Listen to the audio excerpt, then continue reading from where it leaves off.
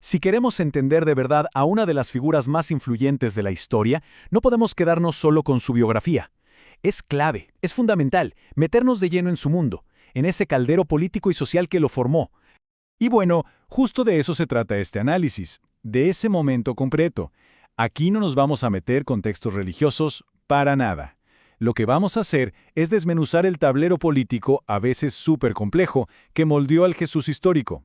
Así que para entender lo que pasaba en Judea, primero hay que levantar la vista y mirar al gigante que lo dominaba todo, Roma. Un imperio que en ese momento estaba cambiando a una velocidad increíble. Imagínense esto, décadas y décadas de guerras civiles, sangrientas, brutales, que dejaron a la República hecha pedazos, y de todo ese caos, de esas ruinas, surge un solo hombre, Octavio.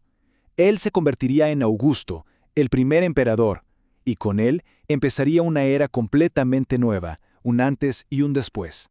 A esta nueva era se le llamó la Pax Romana. Suena bonito, ¿no? La paz romana. Pero ojo, no hay que dejarse engañar por el nombre. No era una paz que nacía del acuerdo, era una estabilidad impuesta a la fuerza, a punta de espada, por el poder aplastante de Roma. Y es que la escala de este imperio era algo monumental. Estamos hablando de unos 50 millones de personas. Piensen en eso, un mosaico gigantesco de culturas, de pueblos distintos, todos viviendo bajo la misma bota, la de una sola autoridad centralizada y todopoderosa. Ok, entonces tenemos este gigante controlando todo. La pregunta es obvia. ¿Cómo es que un territorio tan pequeño y digamos lejano como Judea termina cayendo directamente en las garras de Roma?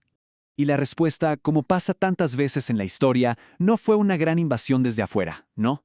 El problema, la grieta, vino desde adentro. Resulta que por allá en los años 60 a.C. había una pelea de familia por el poder. Dos hermanos judíos, Hircano y Aristóbulo, se estaban disputando el trono, y en medio de esa disputa, uno de ellos cometió un error que sería fatal. Se le ocurrió pedirle ayuda a Roma.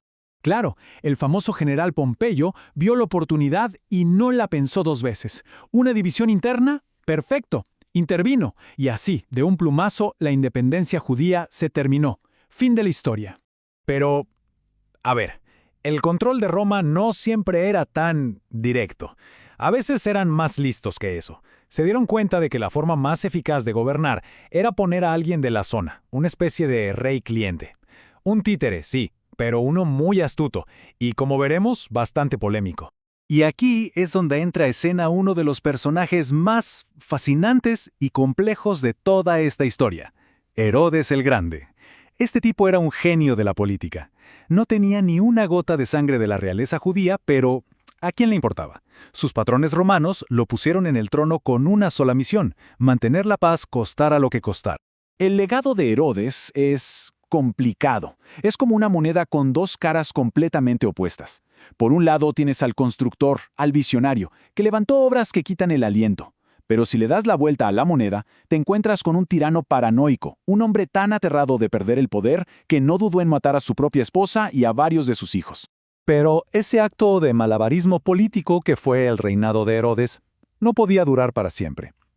Cuando murió, Roma básicamente dijo, suficiente, se acabó el juego de los reyes títere.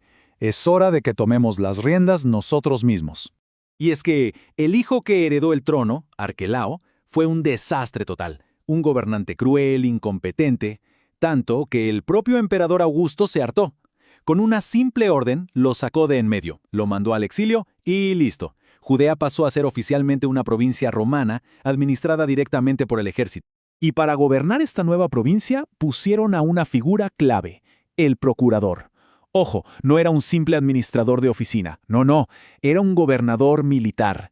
Tenía poder absoluto sobre la vida y la muerte de la gente. Era, literalmente, los ojos, los oídos y el brazo ejecutor del emperador en ese rincón del mundo.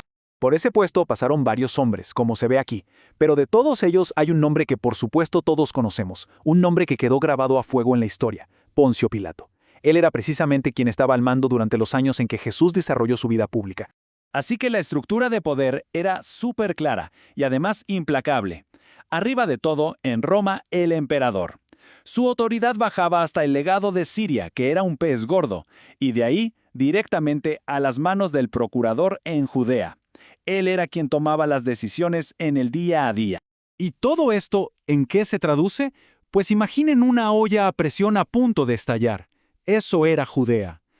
Una nación con un orgullo inmenso, con una larguísima historia de ser independiente. Y ahora estaba bajo la bota de un ejército extranjero. Sus vidas dependían de lo que decidiera un gobernador romano con poder absoluto. Entonces, entender todo este panorama, desde la gran estrategia de la Pax Romana hasta el poder real que tenía un solo hombre como el procurador, cambia por completo la forma en que vemos los sucesos de esa época. Y nos deja con una pregunta que es fundamental. ¿Es posible entender de verdad el mensaje de una figura como Jesús si no entendemos primero la realidad del mundo que lo rodeaba y en muchos sentidos lo desafiaba?